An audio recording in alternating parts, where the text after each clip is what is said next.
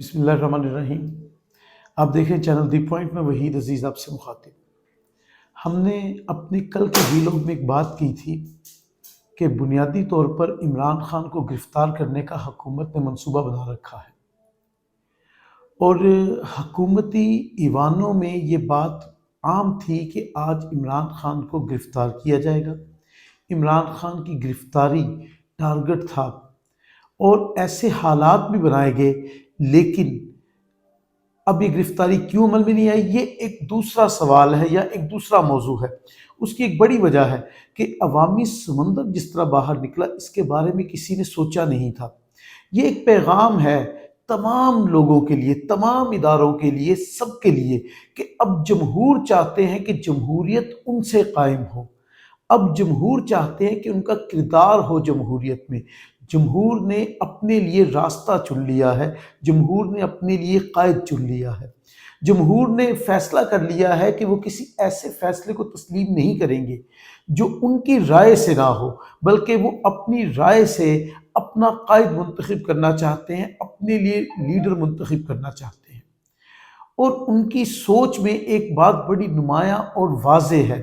کہ وہ جو فیصلہ کر بیٹھے ہیں اسے بدلنا آسان نہیں ہوگا۔ عمران خان کی گرفتاری اسی لیے رکی کہ بہت بڑی، پہلے ہم نے تعداد دیکھی تھی جب لاہور ہائی کورٹ میں عمران خان پیش ہوئے، آج جب عمران خان اسلام آباد کی 4 جگہوں پر عمران خان نے پیش ہونا تھا، تو جس طرح کا کراؤڈ وہاں موجود تھا، اور صرف کراؤڈ ہونا بڑا مسئلہ نہیں ہے، کراؤڈ جس طرح کا چارج تھا، یعنی ایسا لگتا تھا کہ اگر کسی نے عمران خان کی طرف قدم بڑھایا یا ہاتھ بڑھایا تو یقیناً ان کی طرف سے رد عمل آئے گا۔ کراؤڈ کا اکٹھا ہو جانا ایک دوسرا معاملہ ہے، کراؤڈ کا چارج ہونا ایک الگ مسئلہ ہے۔ اب جو کراؤڈ چارج ہے تو اس کا مطلب یہ ہے کہ وہ جمہوریت کا معنی بھی سمجھ گئے، اور عمران خان نے جو اتنا عرصہ انہیں ان کے ذہنوں پہ نوک کیا تھا، اب اس کے نتائج سامنے آنا شروع ہو گئے کہ لوگ جو ہیں اپنے قائد کی حفاظت کے لیے اٹھ کھڑے ہوئے، اور لوگ جو ہیں جمہوریت کی بقا کے لیے اٹھ کھڑے ہوئے ہیں، اور وہ چاہتے ہیں کہ سارے کے سارے فیصلے جو ہیں وہ جمہوریت کے سائے تلے ہوں، لیکن جمہور کی مرضی سے ہوں۔ پہلی بات تو یہ تھی جو ہم نے آج یہ بات کرنا تھی، کہ ہم نے کل بھی اسیسمنٹ کی تھی اپنے اس پروگرام میں کہ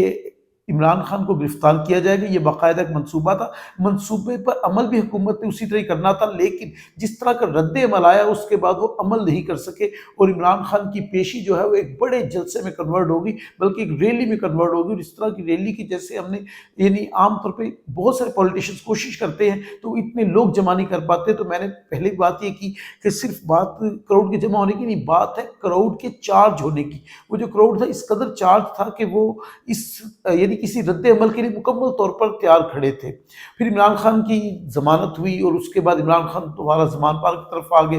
تو یہاں تک ایک معاملہ تھا۔ دوسرا لیکن جو اسلام آباد پولیس نے کیا، امید نہیں تھی اسلام آباد پولیس کی حد تک چلی جائے گی۔ آج جو صحافیوں پر تشدد کیا گیا وہ قابل مذمت ہے۔ وہ لوگ اپنی ذمہ داری نبھا رہے ہیں، ڈیوٹی کر رہے ہیں، صبح سے لے کر رات تک، اور رات سے لے کر صبح تک وہ لوگوں کو معلومات دینا چاہتے ہیں، لوگوں کو باخبر رکھنا چاہتے ہیں، اپنی جان پر کھیلتے ہیں، تھکاوٹ سے ہٹ کر، ہر چیز سے ہٹ کر وہ مکمل رپورٹنگ کر رہے ہوتے ہیں۔ تو ان پر جو اسلام آباد پولیس کا تشدد تھا وہ بلا شبہ قابل مذمت اور تکلیف دہ ہے۔ اگر یہی رسم چلانی ہے ہم نے ریاست میں، تو پھر ریاست میں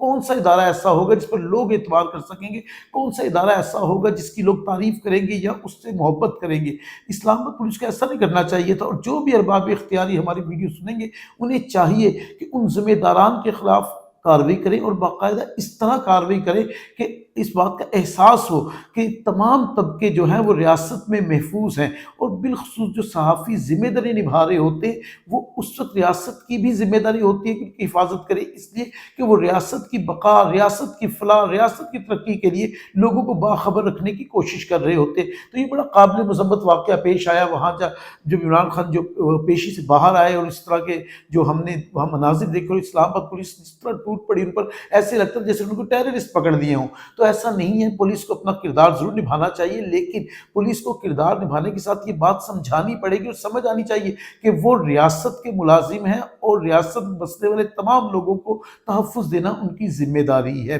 یہ بڑی اہم یعنی 2 باتیں آج ڈیولپمنٹس میں بتائی آپ کو کہ عمران خان گرفتار کرنا چاہتے تھے، نہیں، لیکن اس سے بڑی ایک ڈیولپمنٹ یہ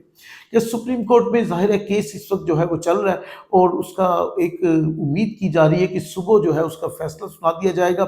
اب فیصلہ کیا ہوتا ہے یہ تو عدالت جانتی ہے، لیکن ایک اندازہ، ایک اسسمنٹ ہم یہ کر سکتے ہیں کہ عدالت کبھی بھی آئین سے معافرہ کوئی قدم نہیں اٹھا سکتی۔ آئین کے دائرے میں رہ کر ظاہر ہے کہ معزز جج صاحبان بہتر جانتے ہیں، اور وہ آئین کو بھی زیادہ بہتر سمجھتے ہیں اور جانتے ہیں، اور وہ جو فیصلہ کریں گے وہ بالکل آئین کے مطابق ہوگا اور آئین کے اصولوں کے مطابق ہوگا۔ تو اس سے یہ امکان ظاہر ہو رہا ہے، جو اندازہ ہم لگا رہے ہیں، فیصلہ تو یقیناً عدالت نہیں کرنا ہے، ہم فیصلے پہ تو کوئی بات نہیں کر سکتے، لیکن ایک اندازہ جو ہے وہ یہ کر سکتے ہیں کہ محسوس یہ ہو رہا ہے کہ جو یعنی کے پی کے اور پنجاب کے جو الیکشن ہے وہ یقیناً 90 دن کے اندر ہونے کے امکانات موجود ہیں۔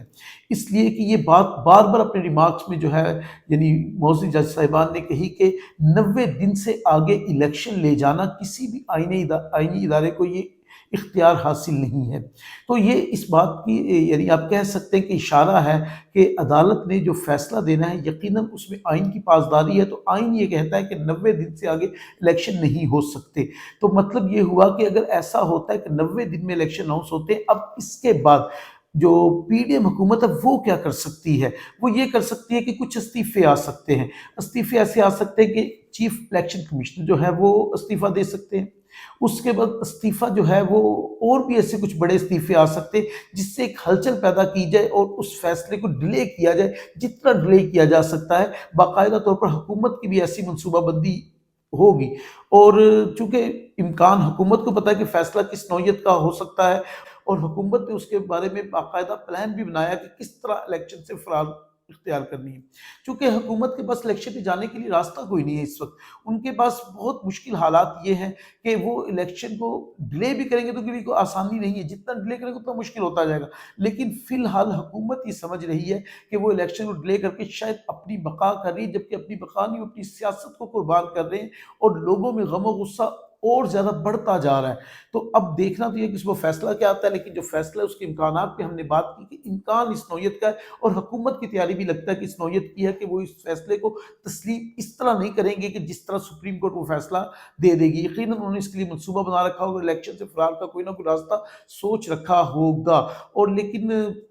جو عدالت کا فیصلہ ہے، ہم چیف جسٹس صاحب کا پہلے بھی فیصلے دیکھ چکے ہیں، وہ اپنے فیصلے کی امپلیمنٹیشن بھی کروانا جانتے ہیں، اور انشاءاللہ آئین کے مطابق وہ فیصلہ دیں گے، اور پھر آئین کی بالادستی ہوگی، تمام حربے جو ہے وہ ناکام ہوں گے۔ انشاءاللہ صرف آئین ہی بلندی پر نظر آئے گا، اور یہی ریاست کے ضروری ہے۔ اللہ اس ریاست کو قائم و دائم رکھے اور اس کے آئین کی بھی حفاظت کرے۔ ویڈیو اچھی لگی ہے تو چینل سبسکرائب کیجیے گا۔ انشاءاللہ ایسی کسی ویڈیو سے ملاقات ہوگی، اپنا خیال رکھیے گا، فی امان اللہ۔